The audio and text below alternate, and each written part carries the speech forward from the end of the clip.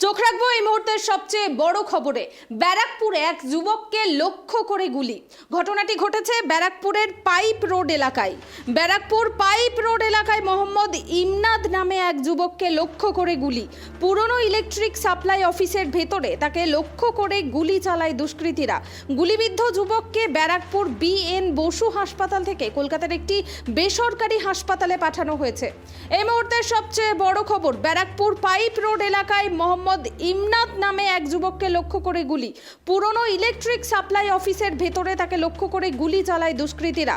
গুলিবিদ্ধ যুবককে ব্যারাকপুর BN বসু হাসপাতাল থেকে কলকাতার একটি বেসরকারি হাসপাতালে পাঠানো হয়েছে। এ বিষয়ে আমরা বিস্তারিত জানবো। এই মুহূর্তে আমার সঙ্গে টেলিফোন লাইনে রয়েছেন আমাদের প্রতিনিধি তন্ময় কুণ্ডু। তন্ময়, ব্যারাকপুরের পাইপ রোডে যুবককে লক্ষ্য করে গুলি, ঘটনার বিষয়ে কি জানা যাচ্ছে? আমি দেখো, ব্যারাকপুরের পাইপ রোড এলাকায় কিন্তু এক যুবককে লক্ষ্য করে গুলি করা হয়। যুবকের নাম মোহাম্মদ ইমনাদ।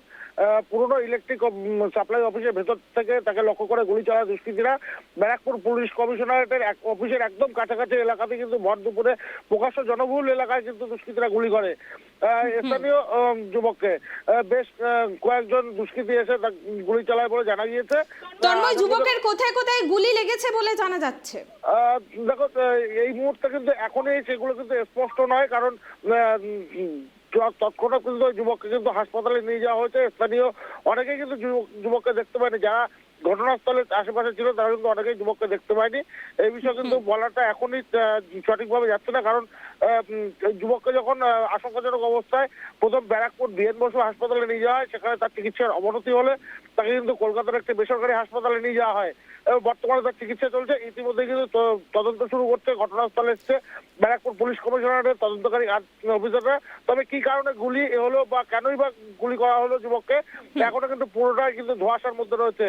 তন্ময়, দুষ্কৃতীদেরকে কি চিহ্নিত করা গিয়েছে বা আশেপাশে যে সমস্ত দোকান, যে সমস্ত জায়গায় সিসিটিভি রয়েছে সেই সব জায়গা থেকে এই দুষ্কৃতীদের কোনো সূত্র মিলছে?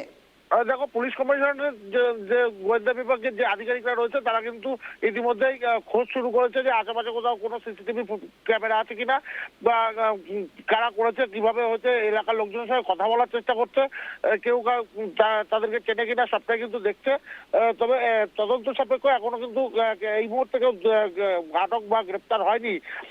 এই ঘটনা নিয়ে একেবারেই ধোঁয়াশা রয়েছে। তবে যেটা সূত্র মারফত জানা যাচ্ছে, পুরোনো শত্রুতার বসে কিন্তু এই হামলা হচ্ছে। তন্ময়, এই যে মোহাম্মদ ইমনাদ এর বাড়ি কোথায় এবং তিনি পেশায় কি করেন এবং পরিবারের বিষয়ে কিছু জানা যাচ্ছে?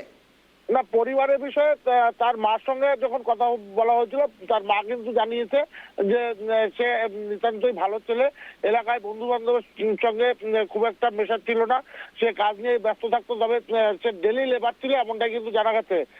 তবে ঠিক কি কারণে গুলি হয়েছে এমনটা কিন্তু এখনো স্পষ্ট নয়। তবে সময় যত গড়াবে তত কিন্তু আরো জানা যাবে। কুনামি, তন্ময়, এই ব্যারাকপুর পাইপ রোড এলাকায় কি বাড়ি এই যুবকের?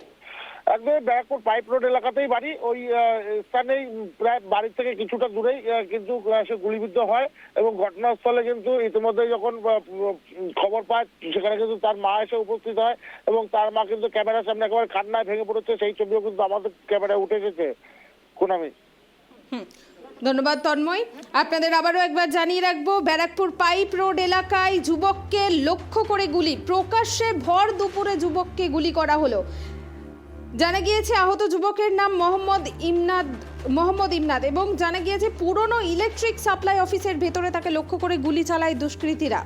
গুলিবিদ্ধ যুবককে ব্যারাকপুর BN বসু হাসপাতাল থেকে কলকাতার একটি বেসরকারি হাসপাতালে পাঠানো হয়েছে এবং সেখানেই আশঙ্কাজনক অবস্থায় তার চিকিৎসা চলছে। তবে সূত্র মারফত জানা যাচ্ছে পুরনো শত্রুতার জেরেই কিন্তু এই ঘটনা ঘটে থাকতে পারে।